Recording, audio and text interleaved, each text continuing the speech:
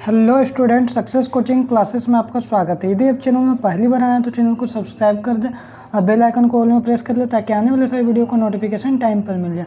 आज हम आपको डिस्कस करने वाले हैं क्लास 9th का इकोनॉमिक्स का अर्थशास्त्र, जो पहला चैप्टर पालमपुर गाँव की कहानी। टॉप 40 क्वेश्चन आपको बताने वाले हैं जो आपका वीकली टेस्ट में वेरी इंपॉर्टेंट होने वाला है। ये फाइनल एग्जामिनेशन के लिए भी इम्पोर्टेंट हो जाएगा आपके लिए, जो 26 अगस्त का एग्ज़ाम होने वाला है। देखिए, सबसे पहले यहाँ पर क्वेश्चन बोल रहा है, जो पालमपुर गांव में लोगों का मुख्य पेशा क्या था, मेन काम वहां पर क्या था। तो याद रखिए खेती का काम होता था। ऑप्शन नंबर 2 बिल्कुल राइट आंसर हो जाएगा। आगे देखिए, पालमपुर गांव में कितने प्रतिशत जनता खेती पर आश्रित था, डिपेंडेंट था। तो याद रखिएगा 75%। आगे देखिए क्वेश्चन नंबर 3, निम्नलिखित में से कौन सा राज्य जहां आधुनिक कृषि विधि अपनाया गया, कौन सा राज्य जहां आधुनिक कृषि विधि अपनाया गया। तो याद रखिएगा सबसे पहले पंजाब में। आगे यहाँ पर देखते हैं, ये क्वेश्चन वेरी इंपॉर्टेंट है। खरीफ ऋतु फसल या खरीफ फसल की अवधि कब से कब तक है। तो याद रखिएगा जून से आपका अक्टूबर तक। बहुत इंपॉर्टेंट क्वेश्चन है। ये भी इंपॉर्टेंट क्वेश्चन है। रबी फसल की अवधि कब है, याद रखिएगा नवंबर से अप्रैल तक। आगे यदि देखते हैं, पालमपुर गांव में कितने परिवार भूमिहीन है, जिसके पास भूमि खुद का नहीं है। तो याद रखिएगा 150 परिवार। आगे यहाँ पर देखते हैं आपका क्वेश्चन नंबर 7 बोल रहा है, पालमपुर में किसान वर्ष में कितनी फसलें उगाते हैं। तो वहाँ का सिंचाई व्यवस्था बहुत अच्छा है, इसलिए 4 फसल उगाते हैं। आगे देखिए, पालमपुर में कितने परिवार रहते हैं, ये भी क्वेश्चन पूछ सकता है, या तो अथवा में पूछ सकता है पालमपुर में विभिन्न जातियों के कितने परिवार रहते थे। याद रखिएगा 450 परिवार रहते थे। आगे यहाँ पर देखिए क्वेश्चन नंबर 9 में, उत्पादन के मुख्य कारण कौन नहीं है, मतलब मुख्य कारक कौन नहीं है। तो याद रखिएगा जो इसका राइट आंसर होने वाला आपका ऑप्शन नंबर जो 4 हो जाएगा, बाजार। इसका क्या हो जाएगा ना, जो उत्पादन का मुख्य कारक नहीं है। देखिए, भूमि आपका उत्पादन करेगा तो भूमि जरूरी है, भौतिक पूंजी भी जरूरी है, मानव पूंजी भी जरूरी है, लेकिन बाजार का कोई इसमें रोल नहीं है। आगे यहाँ पर देखा जाए, गेहूँ, चना, जौ आदि किस प्रकार की फसल है, ये आपसे पूछ देगा। ये भी इंपॉर्टेंट क्वेश्चन है, याद रखिएगा रबी फसल है। पालमपुर गांव के साथ निकटतम कौन सा बड़ा गांव जुड़ा हुआ, उसका सामने कौन सा गांव था। तो याद रखिएगा रायगंज गांव था। आगे यहाँ पर देखा जाए, हरित क्रांति की मुख्य विशेषता क्या था। जैसे ये भी इंपॉर्टेंट क्वेश्चन, हरित क्रांति आपको बोलेगा तो आप तुरंत आप बता सकते हैं, गेहूं और चावल में अप्रत्याशित वृद्धि को ही हम लोग हरित क्रांति बोलते हैं। इंपॉर्टेंट क्वेश्चन है, याद रख लीजिएगा। HYV बीज का क्या मतलब है। तो याद रखिएगा अधिक उत्पादन करने वाला बीज को हम लोग HYV बीज बोलते हैं। ये भी इंपॉर्टेंट क्वेश्चन है आपके लिए। आगे देखिए, भौतिक पूंजी निम्नलिखित में से कौन सा नहीं है। तो इमारत भौतिक पूंजी है, बिल्कुल है। मशीन है, औजार है, और ट्रैक्टर इसमें सब भौतिक पूंजी नहीं कहलाएगा। आगे यहाँ पर देखा जाए, खरीफ फसल की किस मौसम में होता है। तो याद रखिएगा बरसात का मौसम में आपका खरीफ फसल होता है। आगे यहाँ देखा जाए, किस खाद्य फसल का उत्पादन हरित क्रांति के साथ बढ़ा है। तो याद रखिए चावल और गेहूँ, जो आप ऊपर में तुरंत देखें चावल और गेहूँ। पालमपुर का मुख्य सिंचाई क्या था। तो कुआं था, तालाब, नहर, नलकूप। सबसे ज़्यादा देखिए नलकूप से पानी आएगा, तो मुख्य सिंचाई क्या हो जाएगा, नलकूप हो जाएगा। आगे देखिए, हरित क्रांति का क्या मतलब है। तो क्या जान रहे हैं हम लोग, क्या कृषि में विकास।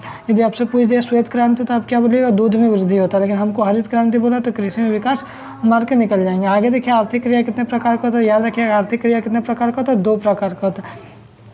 2 हेक्टेयर से अधिक भूमि पर कृषि करने वाले कितने परिवार पालमपुर में रहते हैं। तो याद रखिएगा 60 परिवार रहते हैं। आगे यदि क्वेश्चन देखते हैं, पालमपुर में काम करने वाले कितने प्रतिशत लोग गैर कृषि कार्य में लगे हुए हैं। कितना प्रतिशत लोग गैर कृषि कार्य में लगे हैं। तो याद रखिएगा 25% लोग जो कृषि का काम नहीं करते हैं। जीविका चलाने के लिए कितने प्रकार के कार्य किए जाते हैं। तो याद रखिएगा 2 प्रकार के, एक आर्थिक एक गैर आर्थिक।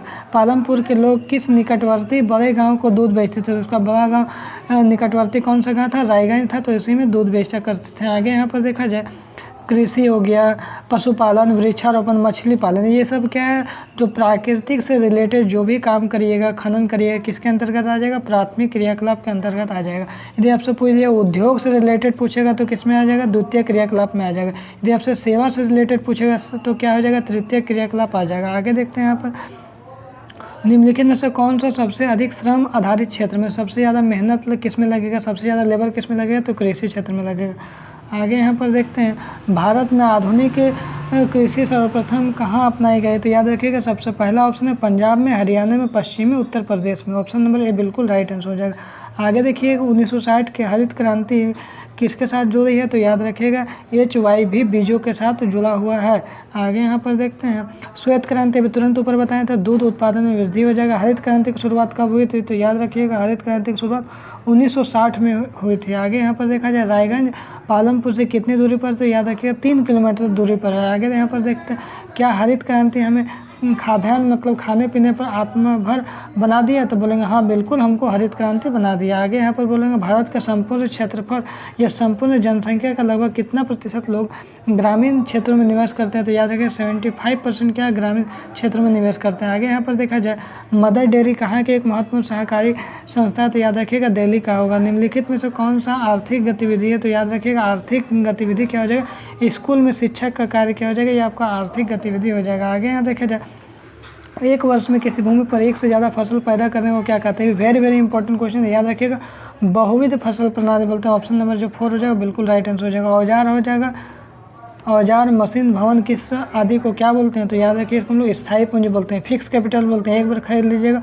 तो लॉन्ग टाइम तक चलेगा। आगे देखिए भूमि के पश्चात उत्पादन का दूसरा कारक क्या है, तो भूमि तो पहला कारक हो जाएगा, दूसरा कारक क्या हो जाएगा, भूमि के बाद आपको श्रम चाहिए तो लेबर आपका दूसरा कारक हो जाएगा।